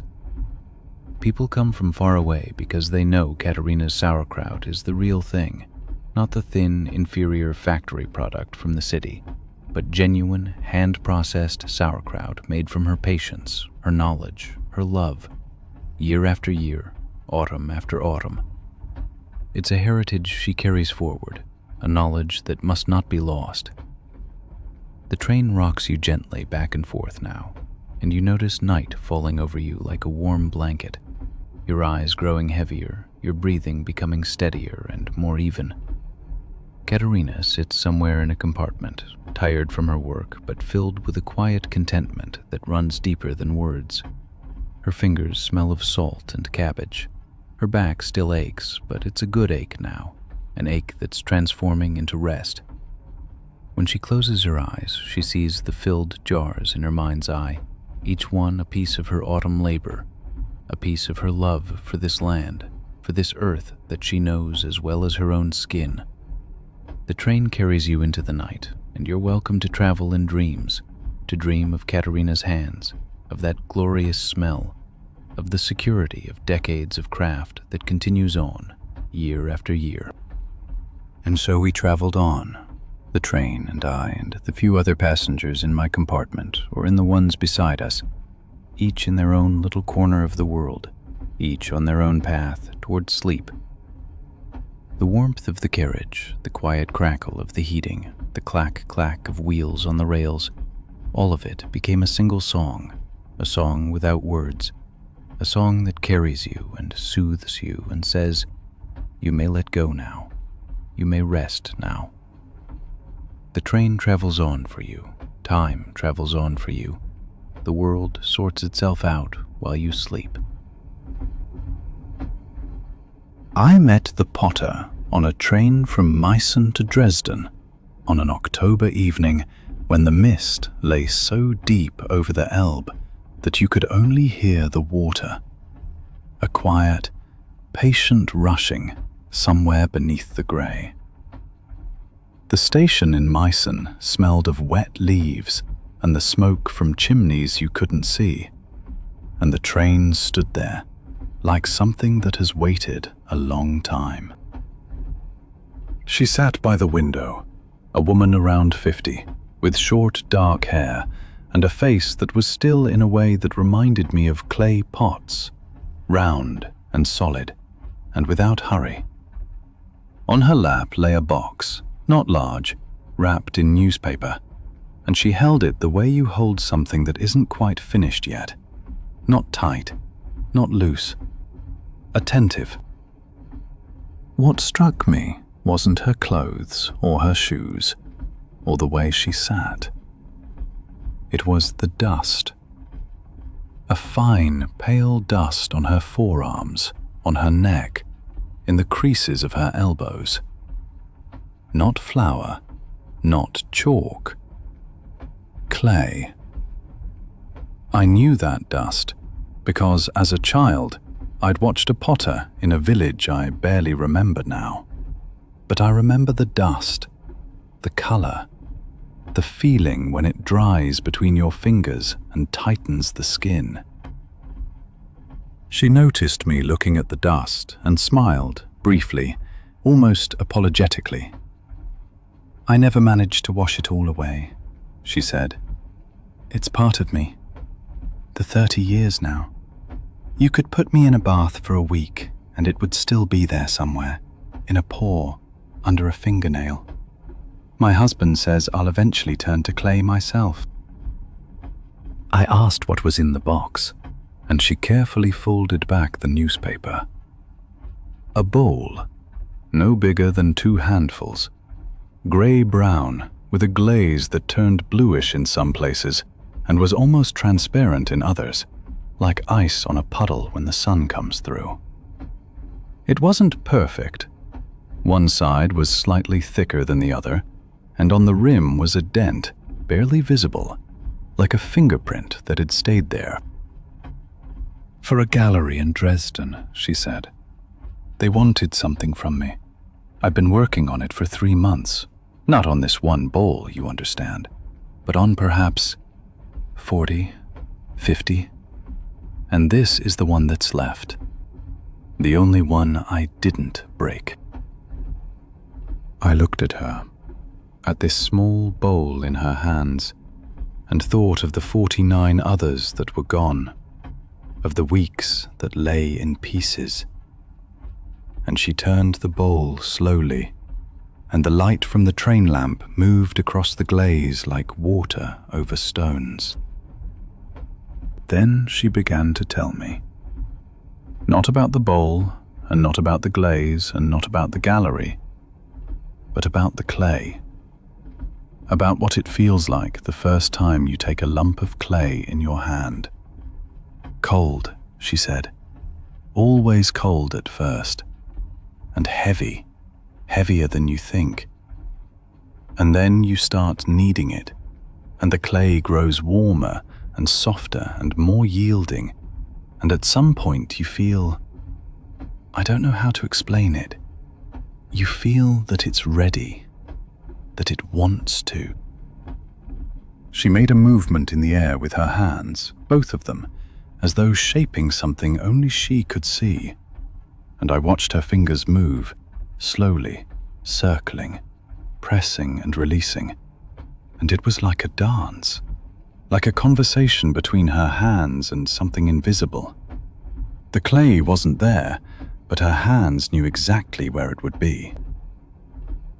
"The wheel turns," she said, "and you center the lump, and then you pull it up, very slowly, very evenly, and the clay rises between your fingers, and you have to, you see, you have to hold and let go at the same time. That's the hardest part. You press from the outside so the shape stays, and from the inside so the space emerges. And if you press too hard, everything collapses. And if you press too little, it stays a lump. She didn't say that was a metaphor for anything. She just kept telling. About the drying that takes days, and you mustn't look because you'll grow impatient. About the firing at 1,000 degrees, where anything can happen and you have no more control, only trust. About the glaze you apply, and that becomes a different color when fired than what you applied, and sometimes more beautiful, and sometimes not, and you don't know until the kiln cools. And then she wrapped the bowl again, carefully, layer by layer, and laid it on her lap. Outside it had grown dark. The lights of Radebule slid past, yellow and soft behind the mist, and the train pushed itself through the Elbe Valley like something that knows its way, even though it can't see anything. At some point, I asked why she'd broken the other 49, and she looked out the window for a while, into the mist, and then she said, very simply, because they weren't this one. She didn't say more. She closed her eyes, leaned her head against the window, the box on her lap, and her breathing became slower and calmer, and I could see the clay dust on her forearms shimmer in the train lamp light, very fine, very pale, like something that belongs to the skin. And I watched her sleep. This woman who'd made 50 bowls and broken 49, and the one that remained lay on her lap like a sleeping animal, safe and warm and exactly where it belonged. The train travels on, and the Elbe rushes somewhere out there in the mist, and my eyes grow heavy, and I think of clay that's cold at first and grows warm when you hold it long enough, and of the silence that comes when the kiln goes cold, and you wait and trust, and slowly, very slowly, let go.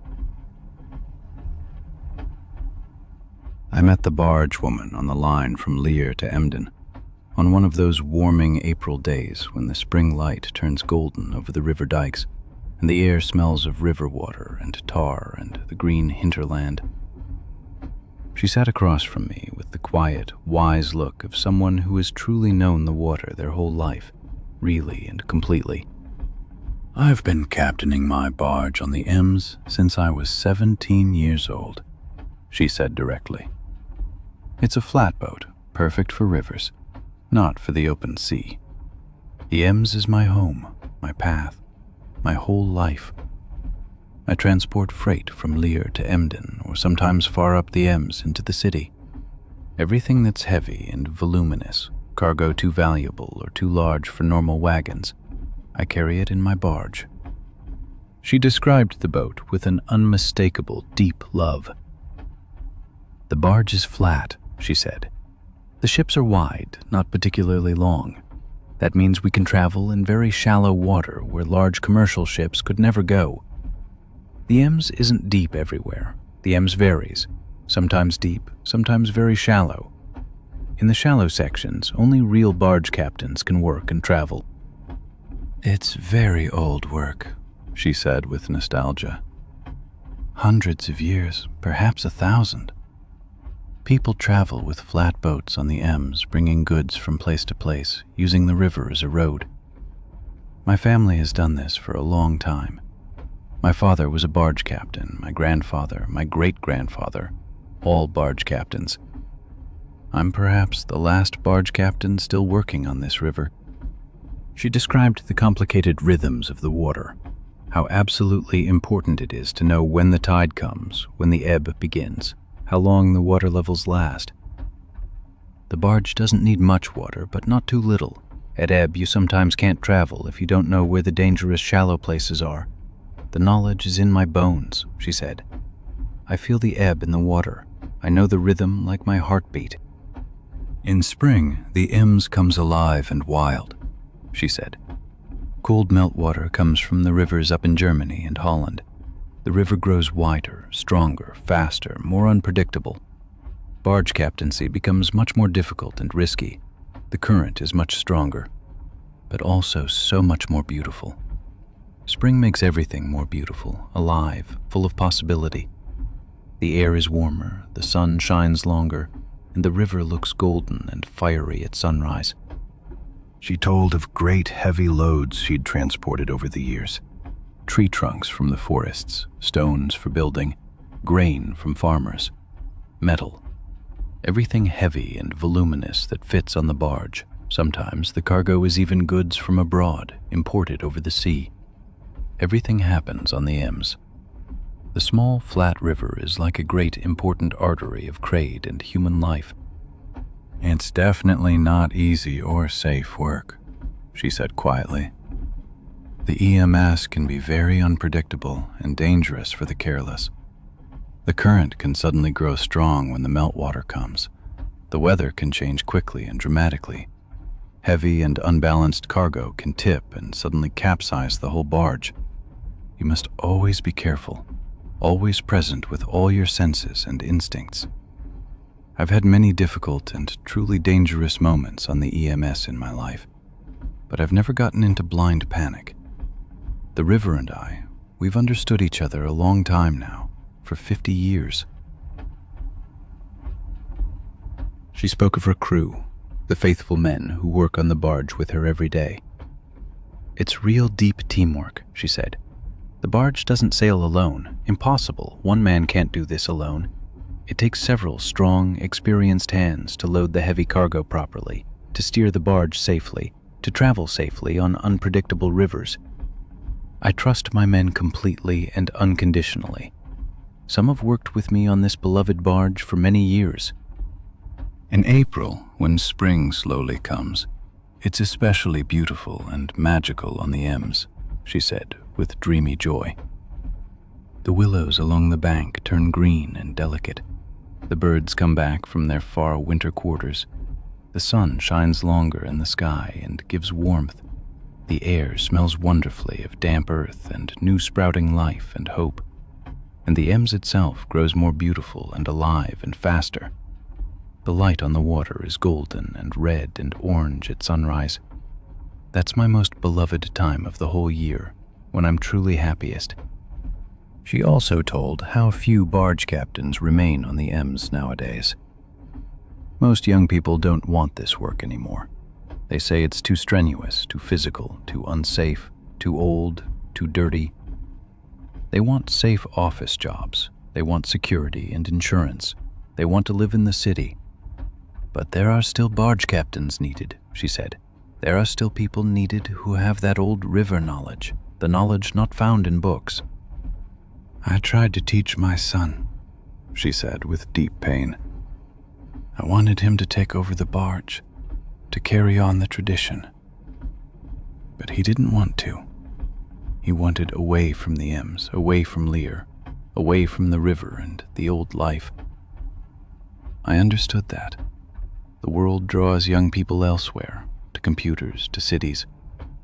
But it hurts deeply that the tradition ends with me.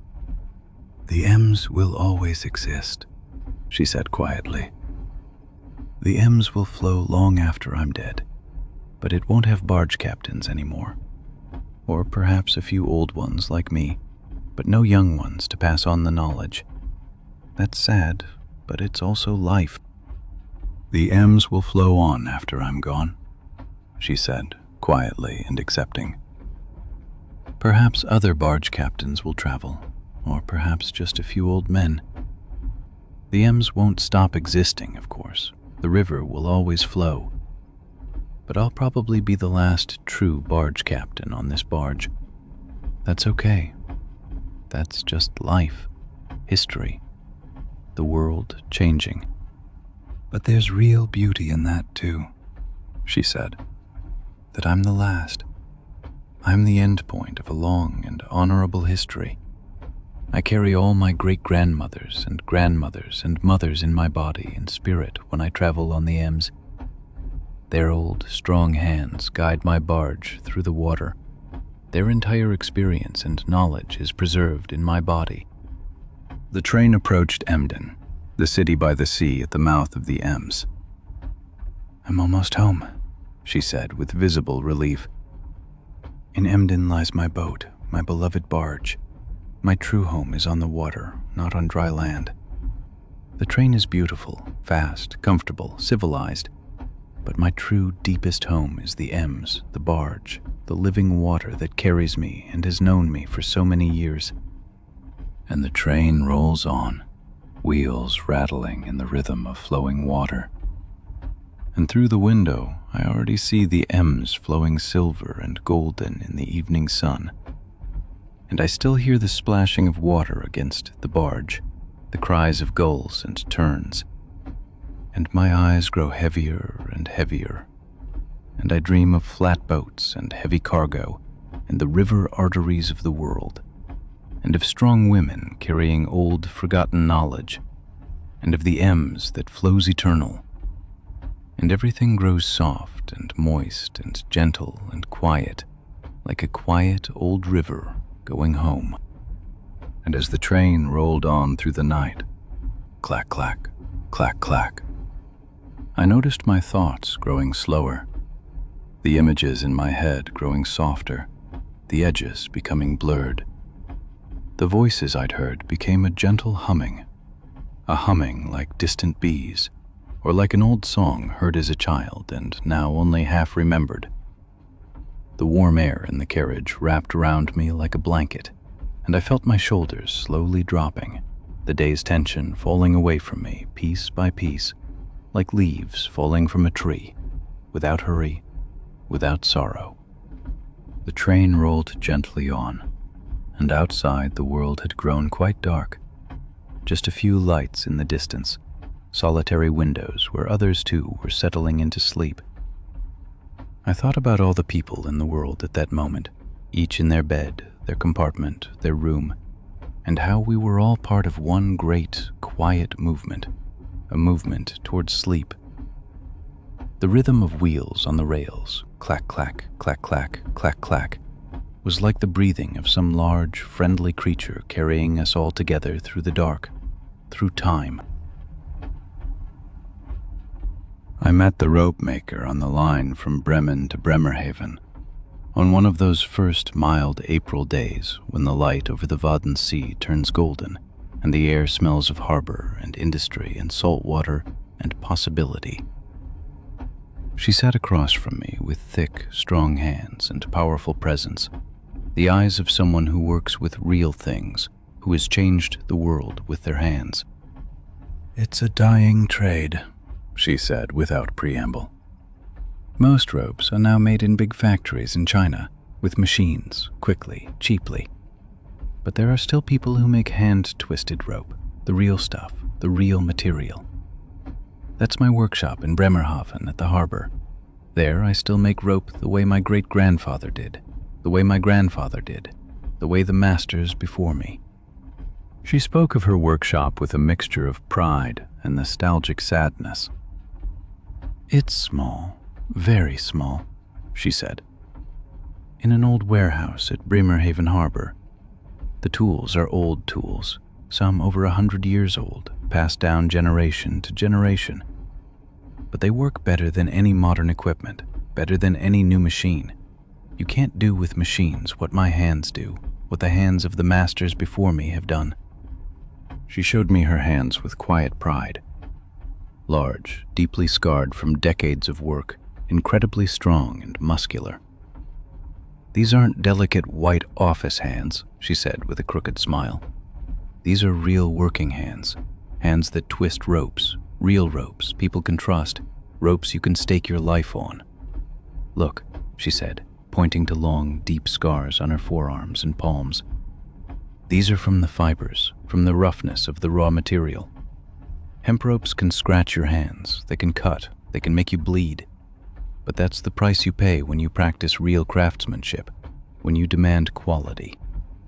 She explained to me the old art of rope making with great passion. "You take hemp fibers," she said, or formerly other raw materials, and you twist them together in complex patterns. But it's not simple braiding, it's a complex choreography of movement and force and timing. Every layer must be perfect, precise. The tension must be exactly right, neither too loose nor too tight. Too loose and the rope grows weak, tears easily. Too tight and the rope becomes brittle and breaks. Spring is a good time for rope making, she said, with knowledge from many years. The weather grows warmer, the air more humid, and the hemp fibers work better. They're more supple. In hard winter, they become brittle and splintery. They break easily. But in spring, when the sun shines longer and temperatures rise, that's when you can make the very best ropes. The old masters have known this for generations. She spoke of her few customers with a mixture of gratitude and deep pessimism.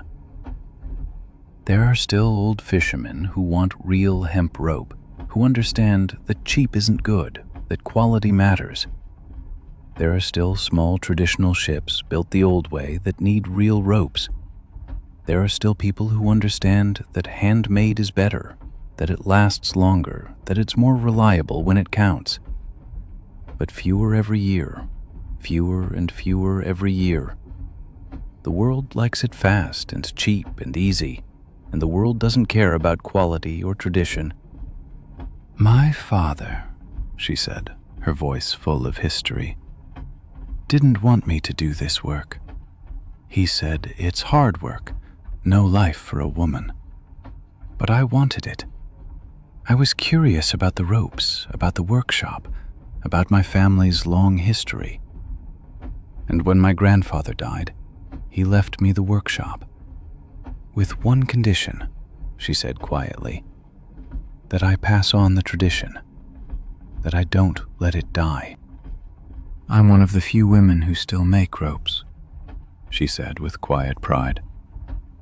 That makes me proud and sometimes lonely. It's very hard physical work. The arms hurt, the back hurts. It's sometimes monotonous, the same movements again and again. But it's real work, real craftsmanship. Every rope I make could save a life. That makes it important. She told of a trawler that sank many years ago in a storm because of a defective rope. Many people died, whole families. And it was a cheap Chinese rope, she said, pain in her voice. The rope broke at the wrong moment. I thought if they'd bought one of my ropes instead of the cheap one, maybe those people would still be alive. That haunted me for years. It still haunts me. Since then, she said, I make my ropes with even more care and attention. Every single rope is like a promise to the world. A promise that it won't break when it counts. A promise that it holds people safe, that it saves lives. That's very serious work. In spring, when the air grows fresher and the sun shines longer, I feel better in the workshop. The light falls differently from the windows. The hemp fibers seem brighter and alive. It's a blessed time for the trade, a time of renewal. I make my very best ropes in spring, she said with conviction. When the world is reborn, I'm reborn too, more energetic, more hopeful. She spoke still of the deeper meditation that comes with this work. When you twist a rope, when you make the movements again and again in the same rhythm, your thoughts become clear and quiet. Your mind is freed from worries. That's real meditation for me, she said softly. That's my yoga, my prayer, my spiritual practice. With every rope I twist, I myself become clearer, purer, closer to something higher. She also spoke of her deepest dream, that someone will carry on this old tradition after her when she grows too old. I have no children, she said sadly. It's very hard to find a partner or companion who understands this heavy work, who doesn't think a rope maker is strange. But sometimes young people come to the workshop, curious, wanting to learn the old craft. Maybe, she said with flickering hope, maybe one of them will carry on the tradition, will inherit the workshop. That's my dream, she said. That the workshop doesn't die. That someone learns how to make real ropes. That's my greatest dream. More important than money, more important than fame. Just that the old craftsmanship survives. That someone still understands why real ropes matter. The train slowed, and we saw the first giant cranes of Bremerhaven harbor appear. There's my workshop, she said, pointing to the sleepy old harbor area where small warehouses stand. A small, inconspicuous warehouse among all the big container terminals and modern facilities. But that's okay, she said. The ropes don't care whether they lie beside containers or not. They only know they're well made. And the train rolls on, wheels rattling in the rhythm of old rope making. And through the window, I still see those strong, weathered hands, and I still smell hemp and salt water and Bremerhaven, and I still hear the whirring of twisted ropes, and my eyes grow heavier and heavier, and I dream of ropes and complicated knots and great strength, and of deep love for real craftsmanship and real work, and everything grows still and warm and safe, like a good, strong rope. And somewhere in this dark landscape, I thought, other people are sleeping in their beds, in their houses, and the moon looks down on them, and the moon looks down on us, and everything is in its place. The fields are in their place, the forests are in their place, the rivers are in their place, and I'm in mine. Here in this carriage, in this warm cradle of wood and cloth and metal that carries me where I need to go, asking nothing but that I trust and rest.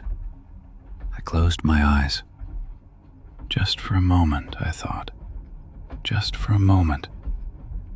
But then images came behind the lids. No clear images, just colors. Soft colors, blue and gray, and a bit of gold from the lamp in the carriage, and these colors mixed into something that was no longer seeing and not yet dream. The train rolled on, clack, clack, clack, clack, and each clack, clack was a bit further away, as though the train wasn't quite in the same space as I anymore, as though I were already half somewhere else, half in that land where tiredness lives, where everything grows simple.